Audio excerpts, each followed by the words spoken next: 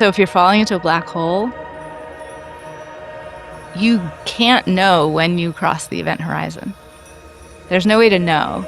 The laws of physics actually guarantee that there's no experiment you could do with the event horizon. There's nothing you could do that would tell you. That's like a very foundational principle of Einstein's general relativity, that the space at the event horizon is just like ordinary space. And so you just don't know that you've crossed this point of no return. And that feels so much to me like, in the world, and, whether it's climate change or the war or whatever, it's like there are these moments where you don't know, like, have we gone too far? Are we going to be able to get out or not? And now we return you to the musical inner tube already in progress. What is this thing? What's this podcast? Welcome to the Musical Innertube. I'm Don Rooney. I'm Johnson Page. We just talk to interesting people about interesting stuff. In a recent issue of NAUTILUS Magazine, our guest, Amanda Gefter, writes an essay titled The Most Precarious Day in the Universe, in which she examines September the 1st, 1939. Now, you might know that date. It's famous for many reasons, of which Amanda focuses primarily on three. On that day, Adolf Hitler began the invasion of Europe, leading to the agonizing 6 years of the worst war of all time, World War II. On the same day, though, the science journal Physical Review published two papers that changed the way we see the universe. In one, Robert Oppenheimer, the same Robert Oppenheimer, and Hartland Snyder gave the first description of a star collapsing to a black hole. In the other, Niels Bohr and John Archibald Wheeler showed how an atomic nucleus can split, releasing a horrific energy. To paraphrase Amanda in one wonderful turn, even when human affairs fall apart, we once could rely on the solidity of reality. But these papers showed reality itself can collapse, explode, become unstable. And if you know that date at all, you may well know that W.H. Auden would write one of the greatest poems of the 20th century with that title, September the 1st, 1939. He writes of a world that lies in stupor, adding waves of anger and fear circulate over the bright and darkened lands of the earth, obsessing our private lives. The unmentionable odor of death offends the September night. Amanda Gefter, welcome back to. We've missed you for so. We've wanted to have you back since last time so much. Welcome back to the Musical Innertube. Thank you. I'm so happy to be back. So, how did you get this idea of focusing what many people would have thought are somewhat disparate events and writing a sort of a synthetic essay, joining the two of them? And I might add, it works for me, but I'm just wondering how that idea came to you. Yeah, so Nautilus does this interesting thing, I think particularly interesting for a science magazine, where they have themed issues, and not every issue has a theme. So it's sort of the best of both worlds as a writer, because if you find something that doesn't fit a theme, you can still pitch it to Nautilus. But sometimes the editors will come to their writers and say, "Here's the theme we're thinking about. If you have any ideas." And I find this like just really creatively freeing in a way, because I end up thinking of things I might not have thought of. So they came to me and they said, "We're doing an issue on the theme of precariousness, if you have any thoughts." And I didn't at the moment, but I sort of had that in the back of my mind. And I was reading John Wheeler's autobiography, Geon's Black Holes and Quantum Foam, which he wrote with Ken Ford. And he just has this, it's sort of like an offhanded comment, but he's talking about working on nuclear fission with Niels Bohr. And he says, our paper came out in Physical Review on September 1st, 1939. And as it happens, it was the same issue that had this paper by Oppenheimer on gravitational collapse, but it was sort of overshadowed by the start of the war. And so I'm sort of like looking at that, and it gets like stuck in my head, and I keep thinking about it. And I'm like, first of all, Oppenheimer doesn't get a lot of credit for that paper. It's really interesting. He's not known for his work on black holes. He's known for, being the head of the Manhattan Project. And Yes. so that alone was really interesting. And the explanation was like, well, black holes were a pretty esoteric thing. This paper came out the day the world fell into war, and so like the fission paper became very famous because ended up being very relevant to the war. The Yes. black hole paper just sort of was forgotten about. So that was interesting, but at the same time, I was like, this is really wild when you think about it, because what are those papers saying?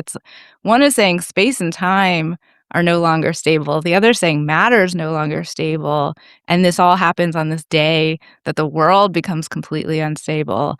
And I just thought to myself, I had this idea of precariousness in the back of my mind, and I was like, this was like the most precarious day in the universe. And so I sent an email to my editor at Nautilus and said, what if we do this? And then, of course, like I started thinking about the Auden poem, and was just like, maybe there's some way to weave in the poem, because Sure. it's such a beautiful thing. So, yeah. I mean, I think along with many, many people who grew up in the Cold War years, I'm used to thinking that as soon as humankind learned how to control uh, the explosive properties of atomic fission, uh, it, it, we suddenly became insecure in a way that humanity had never been before. That we suddenly had, at least theoretically, the power to annihilate ourselves using tools we had invented. And I think that just dovetails with the notion of precariousness that for many years during the Cold War, we felt we were on the precipice of things, didn't we? Yeah, for sure. I mean, I think that introduced a level of precariousness that had never really been known, because obviously there's like many ways that humanity can destroy itself Hmm. slowly, but that's one way that it can destroy itself very, very quickly. And also that you have, a few people in power with their fingers on the button, and it just seems, like far too precarious for most people's comfort. It's interesting too how serendipity plays a role in it. I guess for example, in not too many years from then, Oppenheimer and Niels Bohr are working together on the Manhattan Project, talking about splitting the atom and getting it done before the Germans get it done. So when you look at things like this, you start looking at coincidences that fall upon themselves, and Mm. people's lives get intertwined that you never thought would, and that sort of thing. So yeah, there's a level in there of people getting together and oh, I had this idea. Oh, I had this idea, and those ideas come out at the same time. And you're right. One of them talks about how the universe is falling apart, and the other one talks about how the world could easily fall apart. Yeah, I mean, one of the sort of strange coincidences of the whole thing is, like, so, Wheeler's on the fission paper, Oppenheimer's on the black hole paper. Oppenheimer then goes on to head the Manhattan Project with, using fission, and Wheeler goes on to coin the name black hole. So they didn't call it a black hole in this paper because Uh, Wheeler hadn't given it that name yet.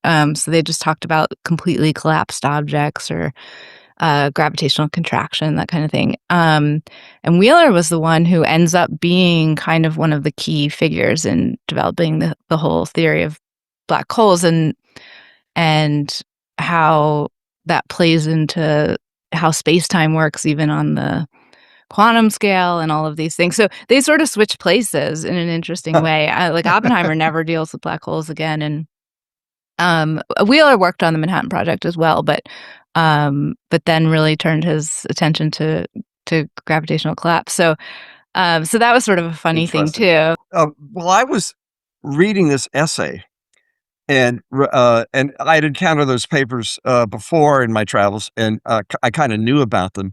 But you draw an interesting parallel between sometimes between learning about fission and learning about the collapse of stars into black holes, both of them, there's an implied threat that both of them may be processes that continue in sort of horrifying ways, that black holes continue to collapse.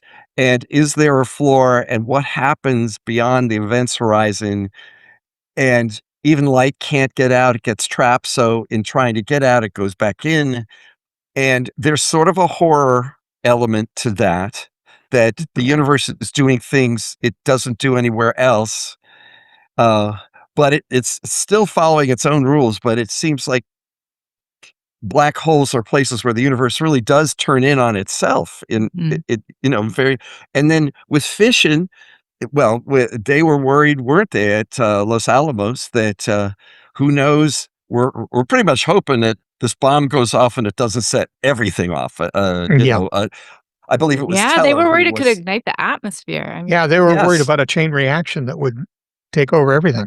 So there's this sense of things that go on beyond, that we could start something that we couldn't stop. mhm. You Yeah. know, and I guess that again dovetails back to the war itself, where I'm sure there were many people who just felt helpless Yeah. as it escalated, and country after country fell before the Nazi advance. Yeah, that's exactly the feeling I had thinking about all of this stuff. I mean, another sort of interesting parallel that I hadn't quite thought about until I was writing this between the fission process and the black hole process is really what you have are these, you sort of like realize the world is kind of made of all these forces that are opposing each other. And we sort of end up in these what feels like an equilibrium state, but is really kind of like what physicists call a metastable state, where it's like it's stable for now. Yes, And provisionally stable. yeah, and stars are that, and atoms are that, and so in a star you have these two opposing forces. So you have the fusion in the star that is like exerting all this outward force when the star is shining. And that is enough to sort of counteract the gravitational force that's trying to pull the star together. And then in a nucleus, so the nucleus obviously, sorry. So the nucleus is is the little sort of center core in an atom that the electrons are orbiting around. So the nucleus is just protons and neutrons. And you have this electrostatic force between the protons. So protons are positively charged. Two positively charged things repel each other. And so you have this electrostatic force that's like all the protons are sort of trying to push each other apart, and the nucleus is trying to sort of burst open. And at the same time, you have what they call the nuclear force, which is holding everything together. So in both cases, you have this very precarious balance. And all that has to really happen is one of those forces has to get a little bit of an edge over the other one, and you can get this chain reaction where everything suddenly falls apart. And that's what's happening in both cases. So in the star, it runs out of some of its fuel, and suddenly gravity gets the edge, and gravity takes over. And in fission, when you bombard the nucleus with an extra neutron, it can sort of deform it just enough that the electrostatic force gets the edge over the nuclear force, and then the whole thing blows open. Everything And so, goes bluey. yeah, you just realize like like we're just like on this pencil point, of these balanced forces, and we like to think the world is so stable, and it's really not. And I just sort of found that to be like both really interesting on a physics level, but also like what a metaphor for how the world works, and exactly what you were saying, like what was happening with the war. Because the other thing, to write the piece, I went back and I was reading just a million newspaper articles from that day and the day before to try to get a sense of how people felt at the time. And of course, nobody knew the war was going to become a world war. They certainly had no sense that the Holocaust was going to happen. I mean, it was like people knew it was bad. Obviously, Auden wrote that on that day, and he knew it was going to be bad. But it wasn't clear how bad. at all. Who could have seen? Who could You have know, seen? So you it know. could have been just like a war with Poland and some allied forces came in. It could have gone differently. Um, and so again, it's like, yeah, it's exactly what you're saying. Like you start, you tip the dominoes and you don't know how far they're going to fall. And that was really interesting just to go back and sort of feel the precariousness of that moment where no one quite knows. And the other metaphor I kept thinking about with that was like when an observer crosses the event horizon, if you're falling into a black hole, you can't know when you cross the event horizon. There's no way to know. The laws of physics actually guarantee that there's no experiment you could do with the event horizon. There's nothing you could do that would tell you. That's like a very foundational principle of Einstein's general relativity, that the space at the event horizon is just like ordinary space. And so you just don't know that you've crossed this point of no return. And that feels so much to me like, in the world and, whether it's climate change or the war or whatever, it's like there are these moments where you don't know, like, have we gone too far? Are we going to be able to get out or not? It's also interesting to me how people tend to not only resist change, but sort of kind of actively work to back it off. Because I know that there were a lot of people for years, for decades after that, that argued about black holes and whether or not they were going a little too far. And, gravity will never behave like this. Gravity would never fall upon itself when you think that's all that gravity does, really. When you come Right. around. But, I equate that to the appeasement that Neville Chamberlain and everybody else did with Hitler. Well, if we just give him Alsace-Lorraine, he'll be happy, and then we can all go about our business, and that'll be it with Mr. Hitler, and we'll never hear from him again. And so it's interesting to me how a life-changing thing comes and hits you right in the face, and your first reaction, instead of dealing with it, is, "Nah, that didn't happen. No, that's not gonna happen. Everything's fine. Right. We're okay. Yeah, We'll just keep going the way we have been." for sure. I mean, Einstein himself, when he realized that these singular solutions, where you get these singularities where you get what looks like a black hole in his own equations, he didn't believe it. He's like, no, that Yeah. can't happen. And even in the paper, the September 1st, 1939 Oppenheimer Heartland paper, they say at the end there must be some essential fact that we're missing that would put a stop to this. They were like, okay, we're going to describe, we realize, if the star is massive enough, if it's like 20 times the mass of our sun, there's no known force that can stop it from collapsing all the way, but we must be missing something. They just didn't want to believe it either. Even today, there's some physicists that still try to say that. I mean, but it's pretty clear that that is what happens. It's what's interesting is that our biology relies on us being in the midst, doesn't it? And that to us is stability, when in fact it's only process, right? And as long as the process keeps going, well, obviously we're happy because we're around, you know.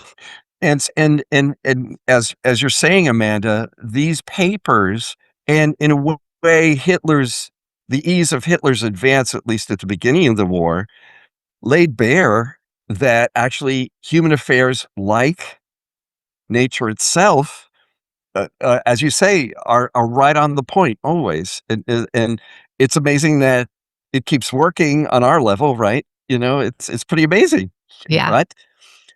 But collapse is a imminently possible at any one moment, depending on the well, and that's what the papers are talking about, is if the circumstances are correct, you could get these amazing results.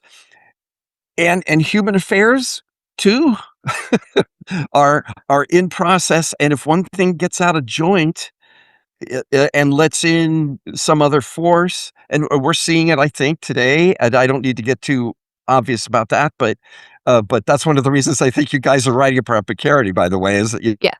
we live in times that feel as though they've gotten out of control politically.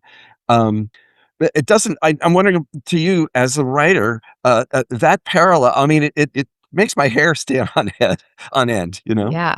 Yeah. No, me too. I mean, I said to my editor, I'm writing this whole thing. It's about this one day in 1939, but I hope by the end of it, what the reader takes away is that this is the most precarious day in the universe, that we're in it right now. And that the whole thing is sort of just like a metaphor for that.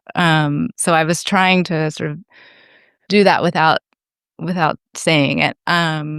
But that was exactly how I was feeling as I was writing it. It's like, I mean, on the one hand, it makes everything feel miraculous, and the fact that we're here at all, and that you can find these points of stability where you get matter and people and society and everything and stars, all of that is so miraculous. So that's like the flip side of it, but there is this kind of underlying horror of, oh, this is like much less stable than we think. And one person, like a Hitler character, Mhm.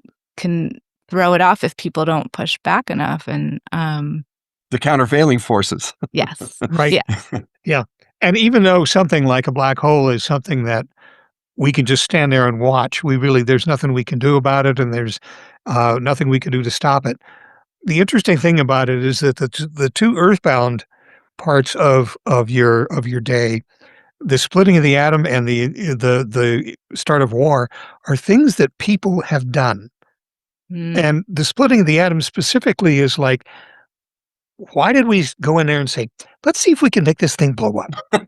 Let's just add another neutron in there and see. Oh wow, look at the energy. Oh my God. Oh, and suddenly we're like, maybe we can't control this, but we started it.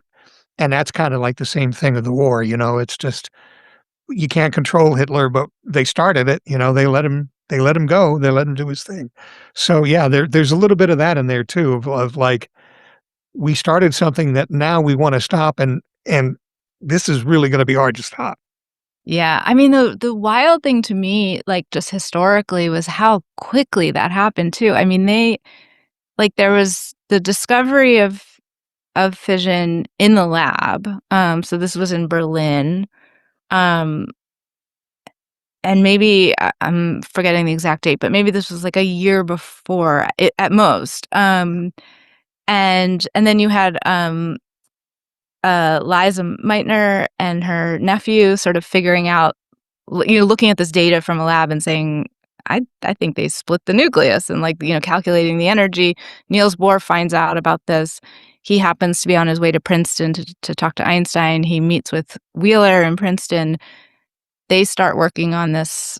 Well, how is that happening? What's the mechanism of fission? That's how, they work on this paper.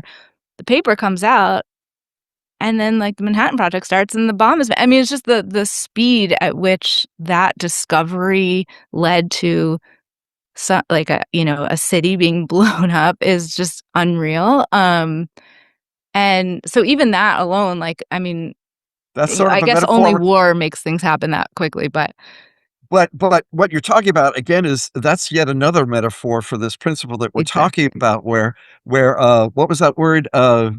Not for stability, but meta stability or whatever you Yes, called it. yes, Yes. So how meta stability, once just one part of the balance changes, you have an accelerating process, exactly. right? And so you go from Niels Bohr's and Robert Oppenheimer's papers to Nagasaki and Hiroshima, as Don talks about, in 6 Yeah, years. And we can't think about the universe now, today, the way we thought about it the last day of August in 1939. exactly. And I think the thinking of the physicists at the time was, I mean, there's something almost interesting about, they put out this paper, it's a public paper. It was in a journal. I mean, it's such dangerous information, and Yeah. but at the same time, it was like, well, once physicists know this is possible, it wasn't a huge leap of the imagination to go from this kind of esoteric, process in a nucleus to think of a bomb. Like that leap was not far, because it was sort of clear. Oh, this process, you start it by hitting the thing with a neutron, but it's going to produce more neutrons, and that sort of chain reaction was pretty clear. And the idea of both bombs and nuclear reactors were both sort of obvious very quickly. And then it became like, well, we could choose not to do it, but then maybe the German physicists are working on it, and and they didn't know. And that was actually, how they kept the Manhattan Project physicists really motivated, is they kept telling them the Germans were very close, which turned out not to be true at all. But yeah, it's hard to, it's like once you know that this is possible, it's very hard to get everyone to sort of collectively say, okay, but we're not going to do it. Yeah. Yeah. And so it was like once the cat was Let's out be of the bag. virtuous instead. Yeah. Yeah. Well, and one of one of the stipulations of theory in science is that you have to be published, and somebody has to read what you've published and duplicate it in order to say, yeah, this is definitely something that is. And so, yeah, when you have a situation like this that's very precarious, do you really want that to happen? Do you really want the scientific method to continue? Niels Bohr sort of tried to start this movement that he called open science, or the open world. And he, gave speeches, and he talked to political leaders, and he really believed that the only way, because there's sort of two ways you could have an impulse to go in that situation. One is like shut down, make everything top secret. And but he sort of saw that as like understandable, but not the way to go, because then you're just putting everything in the hands of a few people, and he just felt like knowledge has to be open and available to everybody, and then we can sort of create peace based on a kind of equality from the start. But that was like an interesting thing. Everybody had different reactions. Oppenheimer obviously felt really terrible about his role in all of this, and So did Truman, for that matter. yeah, everyone had Yeah. to kind of cope with the aftermath of that. And Wheeler, I mean, this is a whole other story, but he was mad at himself that they didn't build it quicker, and he went on to work on the hydrogen bomb. And part of the reason for that was that his younger brother was in the war. He was on the front lines, and he didn't know what Wheeler was working on because it was top secret, but he also kind of did. Like, he knew Wheeler had published this paper on fission. He knew he was working on a top secret thing. Like, he could kind of guess what was happening. And he sent Wheeler a postcard. This is the last Wheeler heard from his brother. It was a postcard, and all it said was, "Hurry up." Oh boy. Wow. And by the time they tested the bomb in Los Alamos, his brother had already been killed. And so Wheeler felt personally responsible that he didn't get it done fast enough, and that he could have saved his brother. He could have saved countless other soldiers. And so he just kind of, like, his guilt took him in this other direction, which was like, we need the best weapons. And I mean, yeah, it's interesting how everyone reacts differently to these things. Auden himself regretted something that he wrote in that poem. That's right. Because his famous line, "We must love one another or die," which is the original line, first of all, for the moment, at least from where I sit, that's one of the great, bravest lines anyone ever wrote, because he's basically saying, hey, we don't have any alternative. Even if we don't want to love, the other choice is unthinkable. And I'm sure that was part of what he wrote out of. But later he said, I'm kind of telling a lie there, because even if we love one another, I mean, we're still mortal. So he changed it later to "We must love one another and die." And that seems really harsh to people, but he's trying to say, I think, that we must accept the fact of our mortality. And I think that might make us love one another more if we actually did accept that, if we saw that this is the human, this is what's common to human beings, one of the many things that's common. And that should make us love one another in the first place. And so the parallels are so compelling. I mean, you must have known at some point, Amanda, that you had something really good in this essay. I mean, yeah, all of it just blew me away. And in an early draft, I talked about Auden coming to that regret, and I described the bomb being dropped and sort of fission actually happening and the consequences of that, um, and a number of other things in the future. And then I sat with it for a while, and I was reading it, and I thought, no, I want to take all of this out. I just want to capture this precarious moment. Oh, of course. I Yes. don't want any of the future stuff. So that was like a hard choice, just like from a writing perspective, because like I don't actually mention the bomb. I just sort of allude to it. But I really wanted to capture like where you don't yet know if this is going to go as badly as you think, because I also wanted it to be able to stand in for the moment we're in now, where we don't know how things are going to turn out. And so there's like a scene in I went back through all these newspapers and I tried to find these moments to pull out for what was going on that same day, and all the preparations that were being made for the war. And so there's a scene that I describe in the piece where in Danzig, which was this sort of autonomous city, but it was the post office, the rail system and the mail system were run by the Polish. And so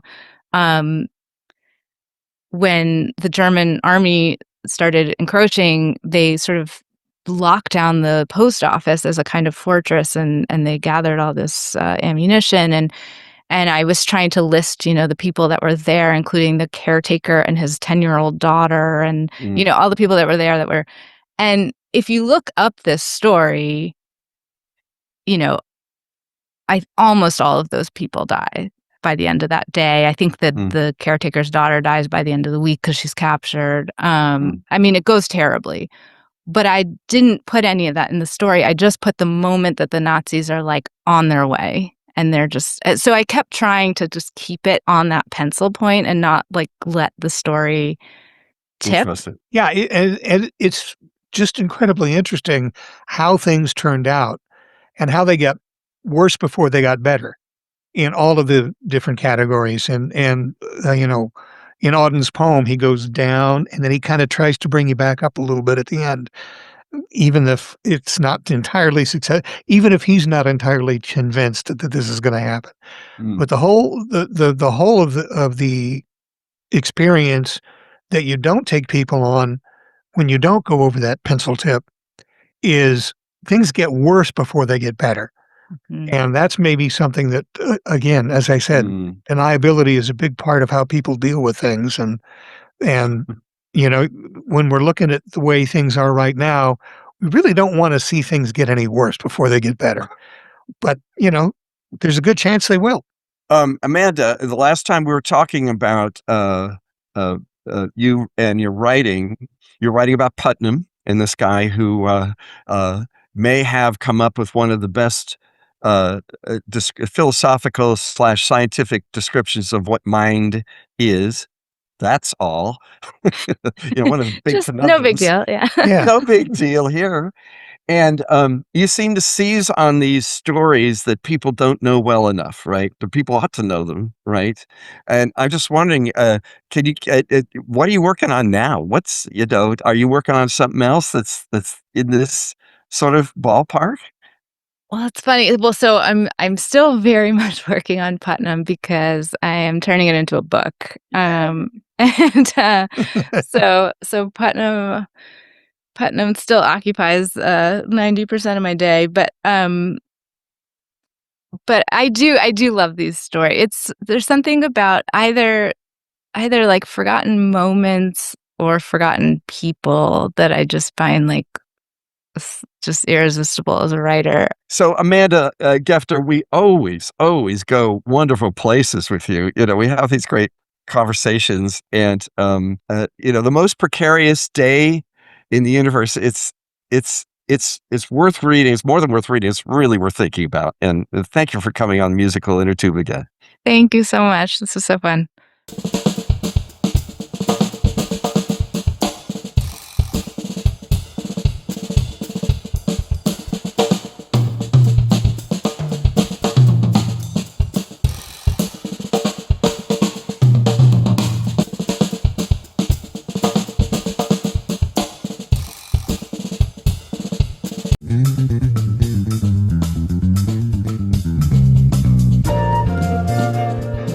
And thank you for listening to the Musical Innertube. Send us an email at musicalinnertube, all one word, @gmail.com. Or log into our website, musicalinnertube.com, and click on the microphone in the lower right-hand corner to leave us a voicemail. And while you're on our website, take a few minutes to listen to past episodes of the podcast, along with pictures and biographies of our guests, blog posts, and lots more. Our thanks to virtual band Car Radio Dog for providing us with our theme music.